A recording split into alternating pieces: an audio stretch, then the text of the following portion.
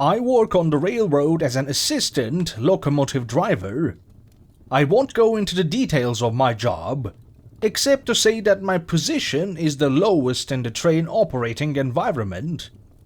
I'm always busy wiping oil off the diesel, knocking the ice off the running gear, and sipping tea in the cozy cabin. All in all, I'm happy with everything. What's a 20-year-old guy who got a job right after his internship to complain about? Except for the permanent smell of diesel from the clothes and sleepless nights. This is one of those nights we will talk about. It happened about 2 years ago, in the middle of January.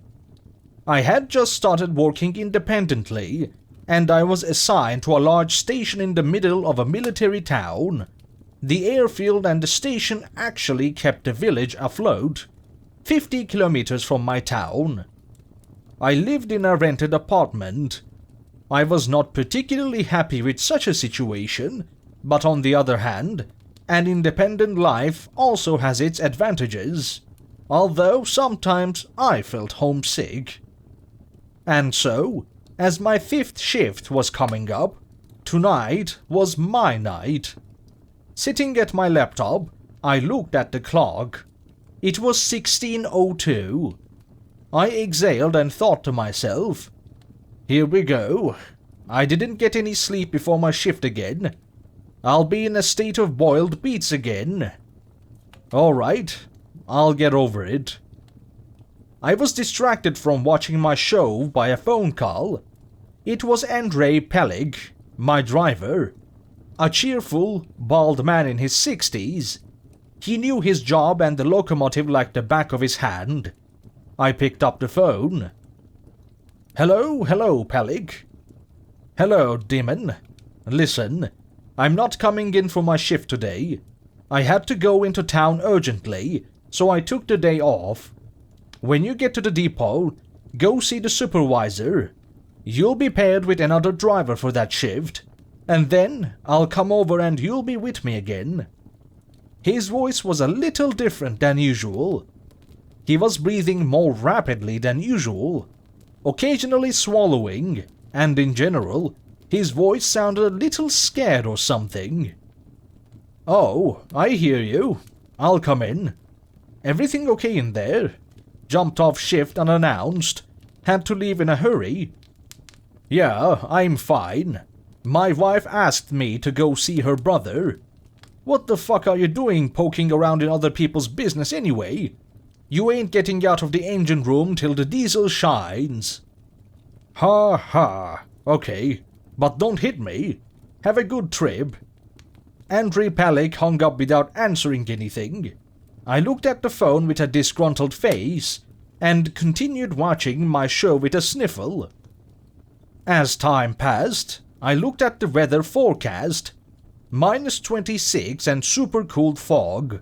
Just super. Got ready and went to work. I went to the supervisor, and there I was introduced to the machinist. Tall, stout guy, 26 years old. As it turned out, he had just graduated and got a job here. He was nice to talk to, had a knack for memes and games. That's it, I thought.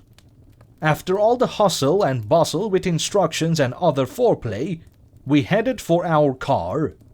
On the way, he let me know that we were working today at a crumbling plant, an industrial facility that makes crushed rock for the railroad. Well, that's expected. Where to send an inexperienced machinist except to a single track with cars at the ends? Just go back and forth, hauling cars, I thought. And it's a good thing Pelik left today. Every time we work at the camp, something happens to him. Either he misses a vigilance check, or he exceeds the speed limit. He has no luck here. I don't want to go back to the boss's carpet. We took the car, got on the road, and got to work. Everything was going just fine. The train was going. I was chatting with a colleague and smoking inside the cabin. Pelik didn't allow that. And so, half of the shift passed. At 1:17 a.m., the long-cherished bunkhouse to the service yard came through the loudspeaker of the radio. We had no lunch. Not officially. But they gave us a couple of hours for locomotive inspection and maintenance. And how to use this time, everyone decides for himself. We left about midway, about 7 kilometers to the station, and the same amount to the train yard. It was comfortable to sleep. No spotlight and the rumble of locomotives and other machinery. A single track and dense woodland on both sides. Pulling on the brake, the driver sent me off to inspect the running gear, while he threw his feet up on the console and began to linger on his phone. What a lazy fuck. You could have helped, I thought, and got down from the locomotive. I had a flashlight, a hammer, and mittens with me. I walked around the car in a circle in the deep snow. The undercarriage was fine. I could go back. But the view bewitched me. A milky sea of fog, the rails going nowhere, and a lone locomotive, a majestic monster, a green metallic hulk, whose light was drowning in this shroud literally 10 meters away. It was breathtaking. I lit a cigarette, and feeling that half of my thermos of tea was begging to go outside, I decided to go for a pee. I did not take a piss by the car. The driver could look in the mirror, and in general, it is not aesthetically pleasing. I walked down the embankment toward the plantings, lighting the way with the flashlight. I didn't want to break in the dark. As I did my business, I noticed a rusty sign with spots of white paint not far from the thicket of trees. Finished, I carefully moved toward it. After walking 10 to 15 meters, I removed the rusted and corroded plaque from the bottom branch of the tree. It still clearly read TE3-692. It was a license plate from some kind of locomotive. Troika is a pretty old diesel locomotive. Such a find is a rarity for a connoisseur. Holy shit! I'll pin it on the bumper of my car, or put it in my room. What a catch! I was happily looking at the find, as suddenly something crunched on the right. I turned sharply, shining the flashlight. The light was drowning in the fog, and 2 bright lights were clearly visible a couple of dozen yards away. The beast is wandering. There's a twinkle in their eyes. I hope it's not a wolf. As I said these words, I saw the lights slowly fade, and then disappear altogether. The animal didn't turn and walk away. Its eyes didn't look away, as if it had walked backwards. Absolutely silently, the lights disappeared. I felt uncomfortable. Goosebumps ran from my top to my heels, and I turned around a couple of times and lit the space. No one was there. Everything was quiet. Too quiet, even. Not even the rumble of a diesel. Either I'd gone that far away, or the driver had shut it down. I must have already got a leak in the hood from not sleeping enough. Alright, we'd better get back. It's not the month of May, after all. Holding the sign under my left arm, I hurriedly walked through the moderately deep snow toward the locomotive. It was safe, warm and light. The beast wouldn't get in. I didn't want to think about what I saw. Branches crunched beneath my feet, but suddenly I heard a very different crunch. It sounded as if a large bone or someone's spine had broken. It sounded pretty nasty. The crunch sounded from somewhere behind me. Freezing in place, I stood motionless for about 15 seconds, digging a bunch of thoughts into my head and counting the frequent beats of my heart. My legs were getting exorbitantly cold. Little by little, they went numb. either from the cold or from the terror. Then I slowly turned around.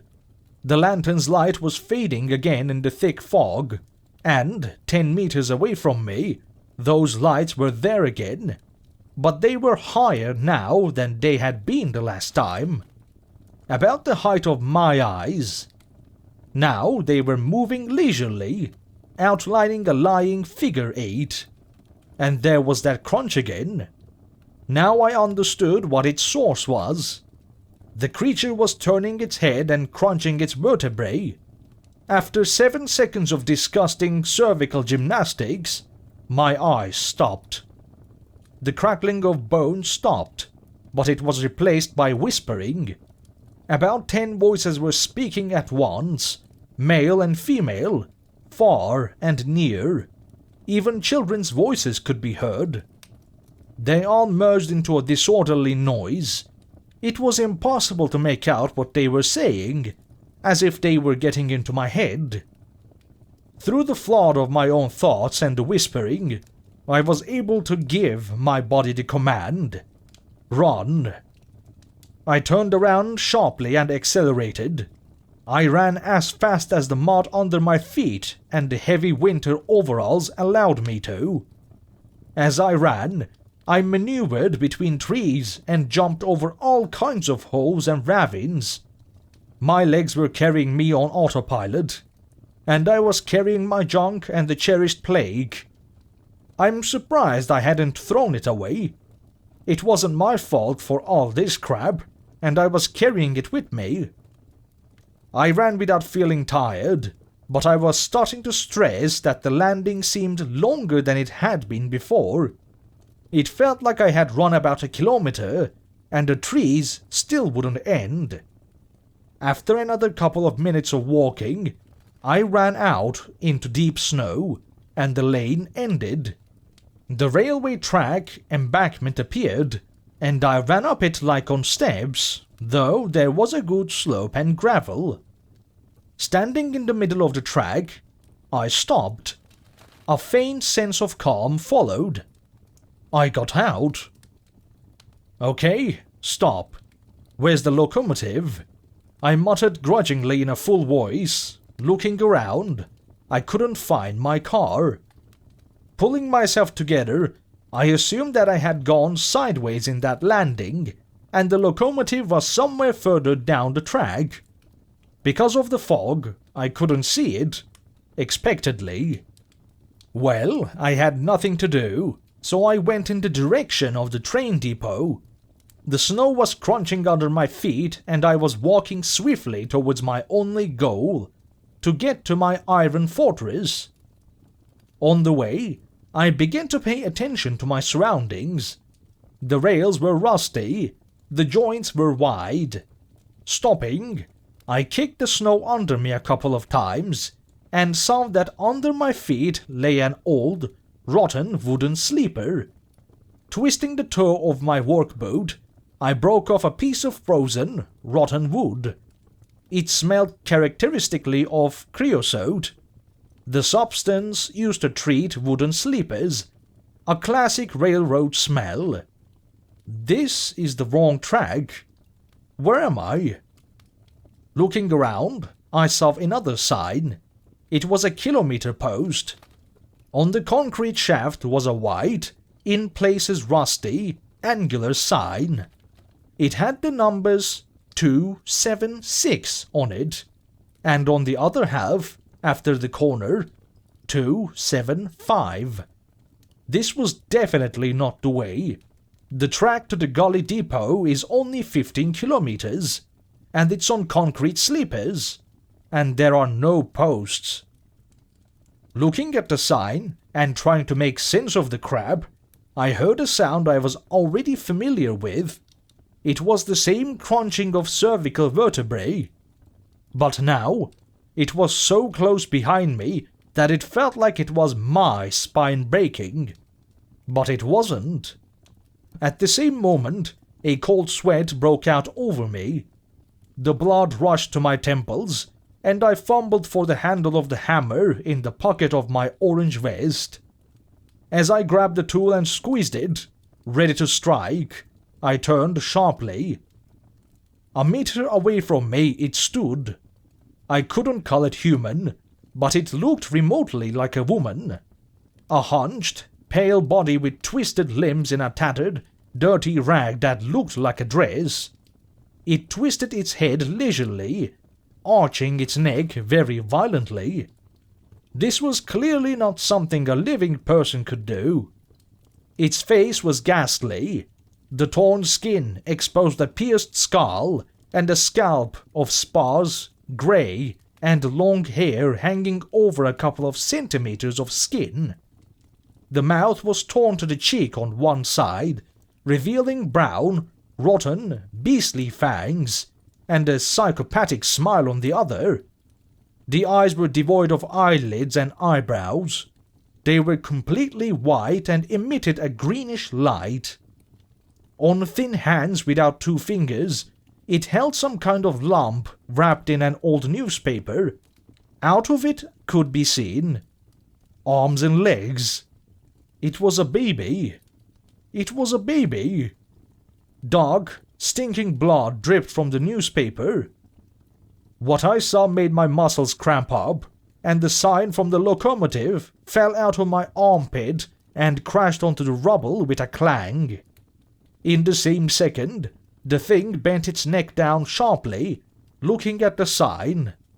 When it saw it, it slowly lifted its head and grinned vilely at me, letting out a uttering wheeze. I knew I had to hit her, or she would eat me. I swung my arm back, ready to put all my strength into the punch to crack her skull to mush. But someone had done it for me. A hand with a hammer appeared behind the creature and smacked it on the table. The impact part went into my brain, making a squelching noise. But the bastard didn't give a shit. She just twitched, turned back around, and ran off into the landing, bellowing out some pathetic noises. If I had hit her, I would have been dead. Out of the fog, a man stepped toward me. It was an elderly man in an old-style railway uniform from about the 70s.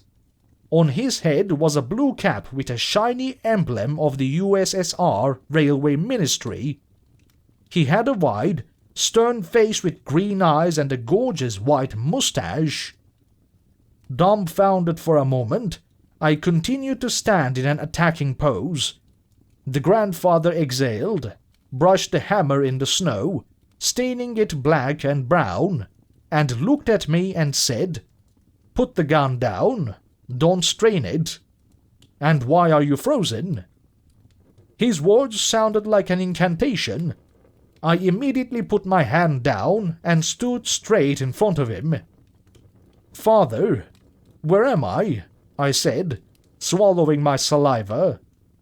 "Are you blind? You looked at the post for a minute and you didn't remember the number," he said kindly, but with a kind of reproach at the same time. "I know it's 276, but there is no such mile on this track. And it's the wrong track, and I don't know where the locomotive is. And what the fuck was that thing standing in front of me? And..." Grandpa interrupted me. "What are you babbling like a machine gun? Do you believe your eyes? It says 276, so that's the way it is. Where else but on the tracks could your car be? On the highway? Follow the track and you'll find it. What do they teach you?" He grinned. "What the hell was that thing standing there? You hit it with a hammer. The less you know, the better you sleep. Don't worry about it. Go on, the driver's waiting," he said, and pointed behind me. "Well, all right. We'll see about that later." "Thanks, Dad. Take care of yourself," I said, and was about to pick up the sign, but the old man grabbed it first. "It's not okay to steal, though. That's mine. And say hi to Andre. Tell him it's from Eggeridge," he said, with a slight frown on his eyebrows. I pretended to be like, "Okay, boss, whatever," and turned around and went in the right direction. After about 20 seconds, I heard a "don't turn around" behind me. It sounded like a kilometer away from me, even though I had walked about 100 meters. After walking about 2 kilometers, I noticed that the rails had become shiny from the takata and were lying on the iron and concrete sleepers. Then I saw a huge square silhouette ahead. It was my diesel locomotive. The rumble of the diesel charged me with a momentum, and I sprinted toward my target. I ran into the locomotive, closed all the exterior doors, climbed into the cab and sat down. Just fell asleep on my desk. The driver woke me up in the morning. We turned in our shift and went home. In the smoking room, the old workers were talking about Peleg. They said it was hard for the man. He'd been through so much, and they were sending him to this place on the anniversary of the crash. When I had finished, I caught up with one of my locksmiths and asked him everything I could. He told me that earlier, in the early 60s, there was no way out of the wrecking yard, nor was there a way into it. There was a line between the stations, and there was a machinist's wife. The poor woman went blind and crazy at 32. She took her infant child and went onto the track and threw herself in front of the train. That train was driven by her husband. Since then, there's been a lot of shit going on at Kilometer 276. Traffic lights turn red, radio communication gives out some noise, whispering and baby crying, and in the fog or rain, you can often see some kind of kikimora with glowing eyes. Trains would be there afterwards, and the track would collapse. Then the track was dismantled, and another one was laid to the communal base. The men don't like that place. Does all this have something to do with a certain Yegorich? I asked, lighting another one. The locksmith looked as if I had found something I was not supposed to know, lit up and reluctantly told me that in 1977 this Yegorich was a machinist, and his assistant was Andrei Peleg. For some unknown reason, half of the crutches were torn out of the sleepers at that kilometer. The train was derailed and the driver perished. He sent his assistant to diesel room and kept the train brake crane till the last moment and radioed back. Since then, Peleg constantly sees Yegorich on the side of the track at Kilometer 276. They were traveling in a Teshka of the third series with the factory number 692. It turned out that Peleg did not go to his wife's brother, but to the cemetery, to visit his fallen colleague who had given him a chance at life. A week later, I applied for a transfer to a station in my own city. It was smaller and paid less, but the main thing was that I was less likely to meet that bastard again. I've been walking that way ever since. Peleg retired and is living peacefully, as peaceful as possible after all this. Last week I got a telegram saying they found inhumanly mutilated bodies of a locomotive crew and an abandoned locomotive. I will never go back there.